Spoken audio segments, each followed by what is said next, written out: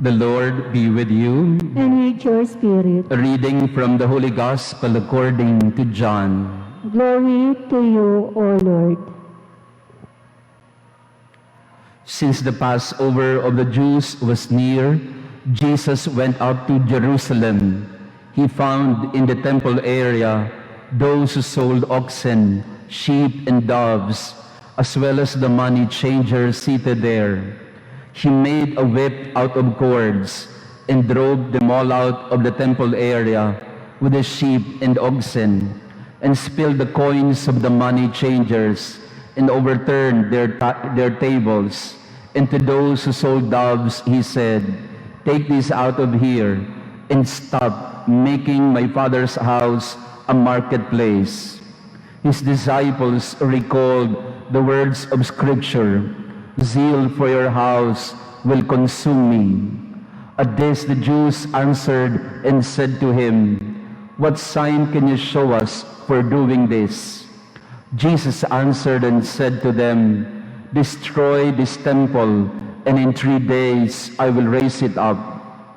The Jews said, "This temple has been under construction for 46 years, and you will raise it up in 3 days?" But he was speaking about the temple of his body. Therefore, when he was raised from the dead, his disciples remembered that he had said this, and they came to believe the Scripture and the word Jesus had spoken. The Gospel of the Lord. Praise to you, Lord Jesus Christ. Please be seated. Magandang umaga sa inyong lahat, mga kapatid, na nandito ngayon, bagamat makulimlim at meron tayong paparating na bagyo. Kasama din natin sa ating pagninilay at panalangin sa araw na ito ang mga nasa tahanan nila.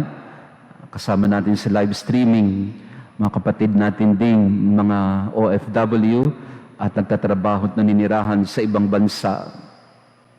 Ang ating pinagdiriwang sa araw na ito ay tinatawag na pagtatalaga ng simbahan ng San Juan de Letran sa Roma, the dedication of the Lateran Basilica in Rome. Tataka tayo, bakit naman pinagdiriwang ang kapistahan ng isang simbahan o isang basilika? Usually, when we celebrate a feast, we honor a great person, a holy man or woman, a saint. Kapag tayo po yung nagdiriwang ng piyesta sa ating pong mga kalendaryo, kadalasan po ay tungkol sa isang tao na naglingkod sa Diyos. Pero sa araw na ito, kakaiba sapagkat ang ating ginugunita ay isang lugar, isang simbahan o basilika sa Rome. Katakataka po ito kasi una, hindi naman lahat tayo nakapunta sa simbahan na ito. At pangalawa, ano naman kung may simbahan, bakit kailangan pang ipagdiwang? Simple lang po ang paliwanag kung bakit isang simbahan ang ating pinagdiriwang at ginugunita. Sapagkat kung gaano kahalaga sa buhay ng tao ang bahay niya, ganun din naman sa ating pananampalataya ang tahanan ng Diyos. One of the basic necessities in the life of a person is to have a shelter. At alam natin sa nagdaang bagyo, napakaraming mga tao ang nawalan ng tahanan o nawalan ng bahay.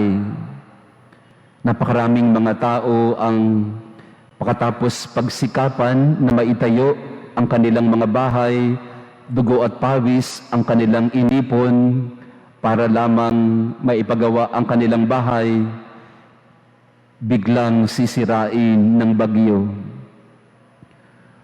When a house is destroyed, is it just really the structure that is destroyed? We know that it is not.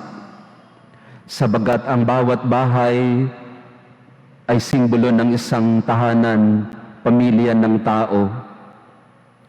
At sa bawat bahay, gaano man ito kaliit o kalaki, ang mas mahalaga ay kung sino ang nakatira dito. Kasabihan nga nating mga Pilipino, aanhin mo ang bahay na bato kung ang nakatira ay kwago, mabuti pang isang kubo kung ang nakatira ay tao. Kaya hindi yan sa uri ng materialis na ginamit, hindi yan sa laki o liit, kung hindi anong uri ng pamilya o mga tao ang naninirahan dito. Kaya nga pag nasisira ang isang bahay, parang nasira na rin, mistulang nasira na rin ang pamayanan o pamilya ng tao. A house is a home. And therefore, that's the same thing in our celebration today. Isang simbahan, isang basilika, ngunit nagsasimbolo sa atin ng tahanan ng Diyos at ng tao. Pag tinatayo ang isang simbahan, we are consecrating a sacred space for God to give importance and value to our faith. At hindi lang namang simbahan ang sagrado sa atin. Even in our homes right now, we can have our sacred spaces. Mga maliliit na mesa na ginagawa nating altar kung saan tayo nagdarasal. That is your basilica. That is your John Lateran Church right there in your home when you consecrate it for prayer. May kausap ako nung isang araw, pinagmamalaki niya ang kanyang altar sa kanyang tahanan. Kasi nga hindi makalabas, hindi makapagsimba, kaya puro online masses. Kaya ang ginawa niya sa kanyang maliit na altar, sininop niya. Nilagyan niya ng bulaklak, pinapalitan niya araw-araw, nilagyan niya ng crucifix, nilagyan niya ng kandila, pati yung kandila, iba-iba din ang kulay. So, gumawa talaga siya ng paraan para ang kanyang munting altar ay maging isang simbahan, a dedicated space for prayer, a sacred space where she communes with God. Yun ang pinagdiriwang natin sa araw na ito. We dedicate a certain space for God. Maybe not as big as this church, but even a small altar in our heart can be a basilica where we encounter God. Hindi yan sa laki o liit ng tahanan. Yan ay sa lalim at lakas ng pagmamahalan. Ganon din naman sa isang simbahan. Hindi yan sa napakagarang simbahan o payap. Yan ay nasa uri ng mga mananampalataya na nagdarasal at sama-samang nagpapasalamat. Time and again, I hear people commending our sanctuary. Marami pong akong mga kaibigan na tinetext ako, Father, ang ganda naman ng inyong altar. Lagi pong may mga bulaklak. At ang sabi ko lagi sa kanila, sosyal kasi kami. Sa panahon ng pandemya, hindi kami nauubusan ng bulaklak. Pero biro ko lang yon, ang sinasabi ko lagi, kasi maraming nagmamahal sa simbahan. At yun ang kanilang paraan ng pagpapakita ng kanilang pag-aaruga sa kanilang tahanan, sa tahanan ni Sacred Heart. That is what this feast is about. We give importance to sacred spaces, not because they are physical structures, but because they are places of encounter with God. Kaya sa misang ito, muli, tayo ay makipagkaisa, makipagniig sa Diyos sa panalangin. The feast of the dedication of the Basilica of St. John Lateran in Rome tells us today, build your own basilica right there in your home. Isang maliit na mesa, isang maliit na corner, isang maliit na altar. Linisan mo araw-araw, sinupin mo araw-araw. Hindi kailangang marangya o antigo ang iyong mga palamuti dyan.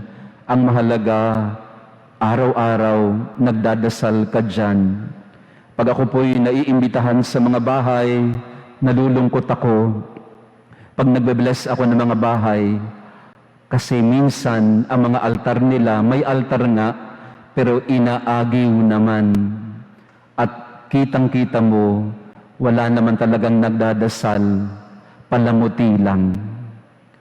So in your homes now, as we celebrate this feast of a church, St. John Lateran, let us also give importance to our little altars, corners of prayer in our homes, sacred spaces for our loving God.